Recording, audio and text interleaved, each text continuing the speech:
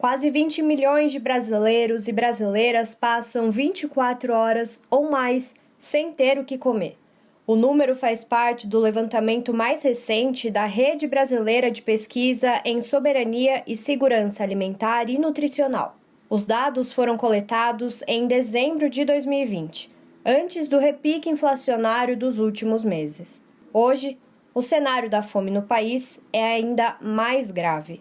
O índice de difusão do IPCA, que mostra o percentual de itens com aumento de preços, passou de 64% em julho para 72% em agosto, segundo o IBGE. No mesmo mês, uma pesquisa realizada pelo Núcleo de Inteligência e Pesquisas do Procon de São Paulo, junto ao DIEESE, mostrou que na capital paulista a cesta básica chegou a ficar apenas R$ 13 abaixo do valor do salário mínimo, de R$ 1.100. O aumento dos preços dos alimentos é resultado de um conjunto de fatores, como a alta do petróleo e a exportação da maior parte dos produtos do agronegócio, explica Marilane Oliveira Teixeira, economista e pesquisadora do Centro de Estudos Sindicais e de Economia do Trabalho da Unicamp. Uma das origens é o preço do aumento do preço do gás natural e do petróleo, que na verdade tem como objetivo atender os interesses e assegurar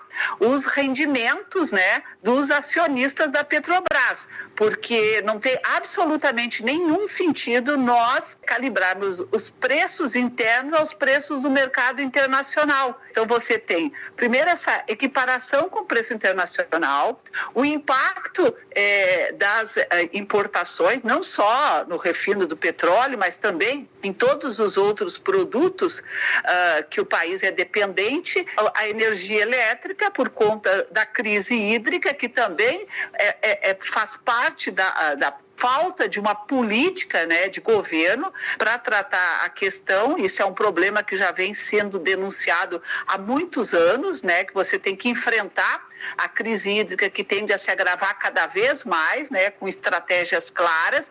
Petróleo, gás, energia, isso compõe para muitas empresas 70%, 80% dos custos das empresas. E na medida em que os preços, vamos dizer, se elevam pela desvalorização da moeda interna, isso é custos para as empresas que são repassados, evidentemente, para o produto final. Os altos números da fome caminham lado a lado à alta do desemprego, que já atinge 13,5 milhões de pessoas. Um levantamento recente do Datafolha mostra que 26% dos brasileiros afirmam que a quantidade de comida em casa não foi suficiente para alimentar suas famílias nos últimos meses. Desses, 45% estão desempregados.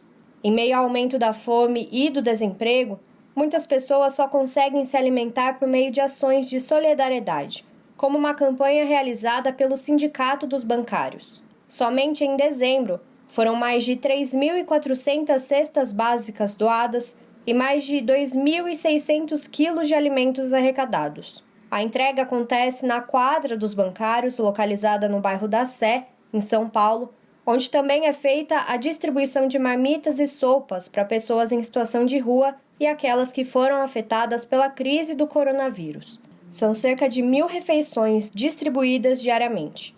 As ações de solidariedade não acontecem somente nas cidades.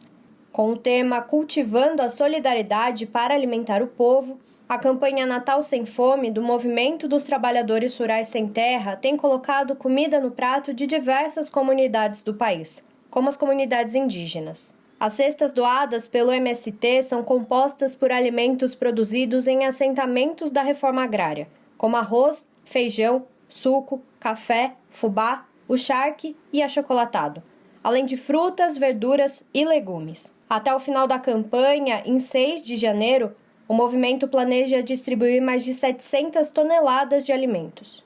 Davi Zamori, dirigente estadual do MST em São Paulo, explica que, além de levar as doações às famílias, a campanha também denuncia o aumento da fome no país.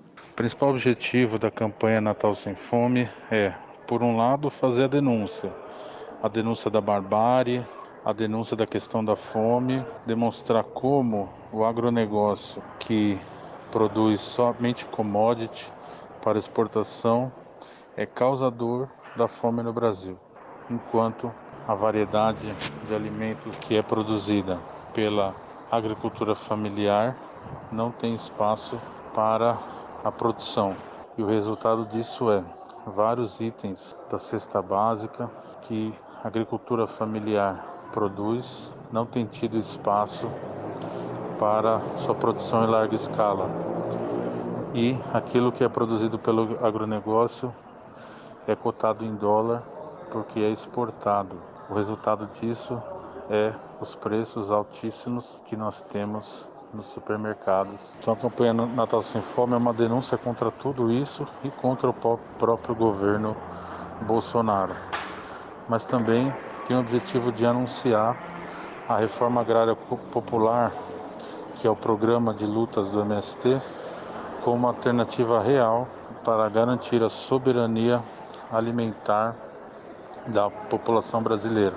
Saiba como colaborar com as campanhas do Sindicato dos Bancários e do MST por meio das redes sociais das entidades.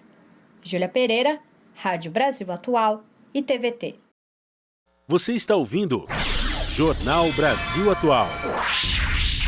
As notícias que os outros não dão.